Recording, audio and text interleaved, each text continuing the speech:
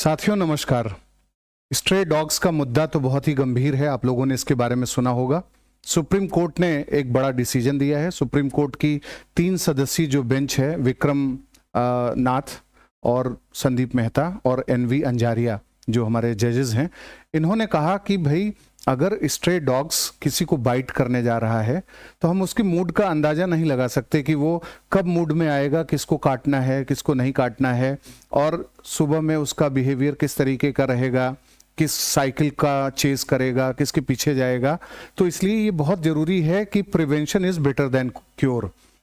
आपको सतर्क रहना चाहिए कि आप अपने को कैसे सुरक्षित करेंगे, और इसके साथ साथ it should be a part of daily exercise to ensure कि जो भी ऐसे स्ट्रे डॉग्स हैं वो कैसे पब्लिक इंस्टीट्यूशंस, जो अलग अलग एकेडमिक इंस्टीट्यूशंस हैं, जो प्रेमाइजेज हैं, उन सब से कैसे उनको धीरे धीरे हटाया जाए, साइड किया जाए।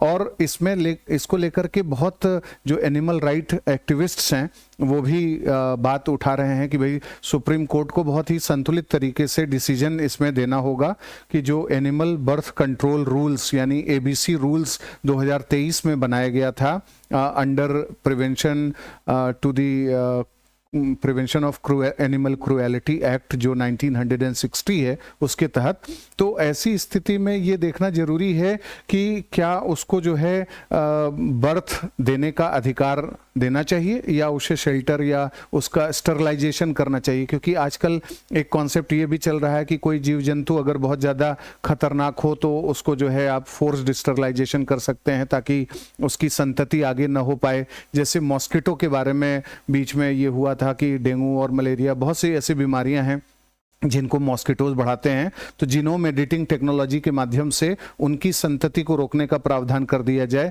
क्रिस्पर टेक्नोलॉजी के इस्तेमाल की बात यूरोप में हो चुकी है। तो ये भी क्या एनिमल राइट्स का वायलेशन है? इस तरीके के प्रश्न उठ रहे हैं। क्या ये एथिकल इशू नहीं है कि जो जीव जंतु हैं उनके प्रति एक कंपैशन का भाव हमारे मन में होना चाहिए? यहाँ पर एक ज़रूरी चीज़ ये भी है कि जो डॉग्स हैं, खासकर जो वायलेंट डॉग्स हैं, जो बहुत ज़्यादा आक्रामक हैं, जिनके बिहेवियर का पता नहीं लगाया जा सकता, उनको किस तरीके से ट्रीटमेंट उसका किया जाए।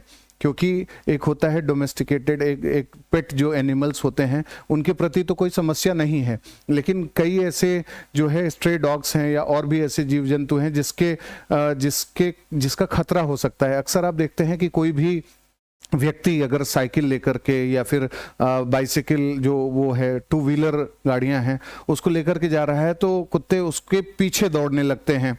तो सुप्रीम कोर्ट ने ये भी कहा है अपने वर्डिक्ट में कि जरूरी इस बात को भी समझना है कि केवल बाइट करने से जो लोगों को नुकसान होता है बस वही नहीं है। जब कुत्ता किसी को दौड़ाता है और जिस बाइक पे वो इंसान है वो गिर जाता है, उसका एक्सीडेंट हो गया, चोट लग गया। कई दफ़े ऐसा हुआ, एक बाघ बकरी के जो मालिक हैं, चाय पत्ती वाले जो थे, उनकी मौत हो गई थी। उनके ऊपर ऐसे ही अटैक कर दिया था स्ट्रे डॉग्स ने। तो जब अटैक करने आते हैं तो इंसान जो है तेजी से भागता है और गिर जाता है, तो उसका सर जो है पड़ जाता है जमीन पर, पत्थर पर, और वो फट सकता है, ब्रेन हैमरेज हो सकता है अचानक से। तो मुद्दा ये है कि प्रिवेंशन बहुत ज़्यादा ज़रूरी चीज़ है। मतलब एक कॉशियस अप्रोच अपनाना ज़रूरी है कि आपको कहाँ से गुजरना है, कहाँ से नहीं गुजरना है, सेफ्टी के कौन से मानक लेकर के चलने हैं। बहुत से लोग जब सुबह में जाते हैं मॉर्निंग वॉक करने तो उनके पास एक मजबूत छड़ी होती है जिससे कि वो अपने को प्रोटेक्ट कर सके। यहाँ पर एक बात जो है ये भी समझने की ज़रूरत है कि इसमें किसी ड्यूटी या किसी रिस्पॉन्सिबिलिटी से पलायन करने की बात नहीं हो रही है, क्योंकि सिविक सेंस और खासकर सिक्योरिटी के सेंस में, सेफ्टी के सेंस में सिविक सेंस अगर डेवलप हो जाए तो बहुत से बार हमें कानून की या और सब चीज़ों की ज़रूरत भी नहीं पड़ती है। कानून की जहाँ ज़रूरत पड़ेगी वहाँ कानून बना करके जानवरों के खिलाफ जो है कार्यवाही की जाएगी। आप देखते हैं कि जब भी ऐसे जीव जंतु कभी कभी होते हैं, जैसे वाइल्ड बोर, जंगली सुअर जो हैं, या ब्लू बुल हैं, या ऐसे और जीव जंतु जो हमारे जीवन को नुकसान पहुंचाते हैं या फसलों को नुकसान पहुंचाते हैं, उनको वर्मिन घोषित किया जाता है वाइल्ड लाइफ प्रोटेक्शन एक्ट 1972 के तहत, और उनको कल करने का परमिशन दिया जाता है। यानी without having the permission of the environment ministry या कोई भी ऐसी अथॉरिटी, आप उन्हें 1 साल तक मार सकते हैं। तो हमारे पास नियम कायदे कानून हैं कि अगर कोई बहुत ज़्यादा ऐसा जो है कार्निवोरस जो जीव है वो बहुत खतरनाक हो गया है, नरभक्षी हो गया है, बहुत से ऐसे शेर और चीते आ जाते हैं, उनको भी मारने की इजाज़त दी जाती है। लेकिन कोशिश किया जाता है कि हम मतलब उस स्तर तक न जाएं, पहले हम कोशिश करें कि मैनेज कैसे हो सकता है, क्योंकि एनिमल राइट भी बड़ा मुद्दा है।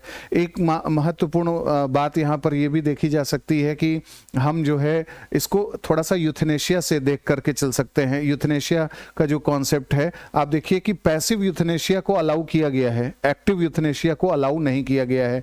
इसका मतलब ये है कि अगर हम जानवरों को मारने की बात कहें या स्ट्रे डॉग्स को बिल्कुल कहीं एक जगह कन्फाइंड कर दें, उनके साथ अत्याचार करने वाली बात आ जाए, तो वो एक एक्सट्रीम केस होगा, वो अलाउड नहीं है। लेकिन पैसिव यूथनेशिया हमारे यहाँ अलाउड है कि हम किस तरीके से चीज़ों को जो है टर्मिनली जो इल लोग हैं उनको जो है राइट टू डाई का अधिकार डिग्निटी के साथ दे सकते हैं। यहाँ मारने की बात नहीं है जानवरों को, लेकिन जानवरों को कैसे, कहाँ ले जा करके उन्हें किस कैंप में रखा जाएगा, कैसे खाना पीना दिया जाएगा, उस पर खर्चा कितना आएगा, ये भी तो बहुत इंपॉर्टेंट बात है। जब भी हम देखते हैं, अलग अलग एनालिसिस करते हैं, तो कुछ एनिमल एक्सपर्ट्स बताते हैं कि अगर 100 कुत्तों को जो है, स्ट्रे डॉग्स को अगर 2 महीने तक लगातार खाना खिलाना है तो कम से कम 6 लाख रुपए लगेंगे। ऐसे तमाम कितने कुत्ते होंगे, स्ट्रे डॉग्स होंगे, गली के कुत्ते, उन सबको अगर आप जब वेलफेयर के मोड में ले जा करके कार्य करेंगे तो उस पर बहुत खर्चा भी करना होगा। खर्चा करना चाहिए, क्योंकि भाई ये सब ऐसे जीव जंतु हैं जो हमारे नेचर का, हमारे एनवायरनमेंट का पार्ट हैं, तो हम इन्हें ऐसे छोड़ भी नहीं सकते। लेकिन मुद्दा ये बनता है कि सरकार अपने संसाधन को देख करके, सरकार अपनी व्यवस्थाओं को देख करके भी फैसला लेती है, और उसके साथ साथ ये भी देखती है कि मेजॉरिटी की मांग क्या है। अगर बहुत ज़्यादा घटनाएं जो है डॉग बाइट्स की हो रही हैं और उससे इंसानों की मौत हो रही है, एक्सीडेंट्स हो रहे हैं, तो सरकार को इस पे कठोर कुछ निर्णय लेने की ज़रूरत पड़ती है। लेकिन एनिमल जो राइट एक्टिविस्ट्स हैं वो एक तरफा, मतलब वो चाहते हैं कि एक्सक्लूसिव राइट मिले कि ये सब स्ट्रे डॉग्स का कोई दोष नहीं है। तो जहाँ पर दोष है वहाँ तो दोष मानना ही चाहिए। अगर वो दोष नहीं माना जा रहा है और इतना ज़्यादा उसको सपोर्ट करने की खाली बात हो रही है पशु अधिकार के कॉन्सेप्ट के आधार पर कि आप डेमोक्रेटिक कहलाएं, आप ह्यूमन वैल्यूज़ और एक कंपैशनेट वैल्यूज़ वाले इंसान कहलाएं, तो ये भी अच्छा नहीं है, ये बैलेंस्ड अप्रोच नहीं है। इसलिए सुप्रीम कोर्ट और जो एनिमल राइट एक्टिविस्ट्स हैं और बाकी अन्य प्रकार के जो विक्टिम्स हैं जिन्होंने इस दंश को झेला है, बहुत से ऐसे पिटबुल और अलग अलग प्रकार के डॉग्स होते हैं, आपने कानपुर में कहाँ अलग अलग एरियाज में, प्रयागराज में केसेस सुने होंगे कि उन्होंने अपने जो है लोगों को ही मार डाला, काट डाला, पूरा उनको नोच डाला। तो ये जो चीज़ है, इन सब के लिए एक बेहतर रूल रेगुलेशन बनना जरूरी है, और इसमें ये भी ध्यान रखना जरूरी है कि कितना हम कंपैशनेट हो सकते हैं मैक्सिमम, लेकिन उसके साथ साथ इंसान की जो सुरक्षा है, ह्यूमन जो सेफ्टी है, उसका ध्यान रखना बहुत ज़्यादा ज़रूरी है। इसके लिए क्या टेक्नोलॉजी इस्तेमाल की जा सकती है, इसके लिए कौन से इंस्टीट्यूशंस की मदद ली जा सकती है, इन सब पर एक अच्छा रिसर्च करना होगा, समाज को, व्यवस्थाओं को, और उसके बाद एक निर्णय लेना होगा। तो ये जो डिसीजन है, इस डिसीजन को एक सही दृष्टिकोण के साथ ही देखा जा सकता है कि ये बात बिल्कुल सही है कि आपके प्रति अगर कोई डॉग आ रहा है तो उसके मन में क्या चल रहा है। अचानक से हमला कर देगा तो कोई क्या कर सकता है। जैसे जब भी हम सुरक्षा का विषय पढ़ते हैं तो अंत में मैं आपको 3 शब्दों का इस्तेमाल करना चाहूंगा। एक शब्द है सिक्योरिटी। सिक्योरिटी का मतलब होता है कि आपके खिलाफ कोई जो है डेलिबरेट थ्रेट होता है, यानी जानबूझ करके जब आपके फिजिकल एग्जिस्टेंस को, आपकी प्रॉपर्टी को, आपके जो है चीज़ों को नष्ट करने की कोशिश कोई करता है क्रिमिनल कॉन्स्पिरेसी करके, तो वहाँ पे हम बोलते हैं कि सिक्योरिटी जरूरी हो जाती है। सिक्योरिटी गार्ड का कॉन्सेप्ट है कि यानी भाई एटीएम को सुरक्षित रखना है, वहाँ सिक्योरिटी गार्ड बैठता है गन लेकर के। लेकिन जो सेफ्टी का कॉन्सेप्ट है वो बहुत इंपॉर्टेंट है, और सेफ्टी वाला जो नॉर्म है वो सोसाइटी के हिस्से में आता है, सिक्योरिटी वाला जो पार्ट है वो सरकार के हिस्से में आता है। सेफ्टी का मतलब ये है कि एक्सीडेंटल जो थ्रेट्स होते हैं, जो डेलिबरेट नहीं होते, जानबूझ करके आपके ऊपर जो है जो हमले नहीं किए जाते, अचानक से खुद ही होते हैं, उनसे बचने की जो स्थिति है उसको हम सेफ्टी कहते हैं। जैसे रोड सेफ्टी है, आपको इतना सतर्क रहना पड़ेगा कि आपका एक्सीडेंट ना हो, आपको इतना सतर्क रहना होगा कि फायर जो सेफ्टी है कि कहीं आग लग गई आप कैसे सुरक्षित हो रहे हैं, कोई बिल्डिंग धंस जा रही है, जमींदोज हो जा रही है, आपको कैसे सुरक्षित होना है, उसके लिए आपको अपना दिमाग चलाना होगा। इसी तरीके से सेफ्टी के नाम आपने डैम सेफ्टी शब्द सुना होगा, कहीं कोई गया, फ्लैश फ्लड अचानक से आया और जो है लोग बह गए।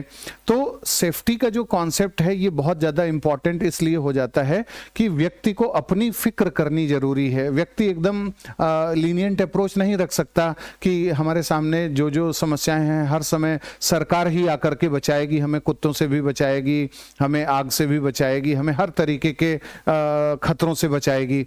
व्यक्ति को खुद भी बचना है। तो सुप्रीम कोर्ट ने इसमें कुछ बुरा नहीं कहा कि precaution is better than cure, मतलब prevention is better than cure, आपको प्रिवेंशन के लिए तैयार रहना होगा। तो सेफ्टी के नॉर्म्स जब हमारे सामने आते हैं तो सोसाइटी में एक अलग कल्चर डेवलप होता है। हर बात के लिए हम कोसते नहीं सरकार को कि सरकार ने व्यवस्था नहीं दी, लेजिस्लेटिव कोई एक्शन नहीं हुआ, एग्जीक्यूटिव कोई कानून कार्यवाही नहीं हुई। इसी के साथ साथ जो है एक शब्द आ जाता है डिफेंस। डिफेंस का मतलब है एक्सटर्नल, यानी बाहर से जो खतरे भारत के ऊपर आते हैं वो।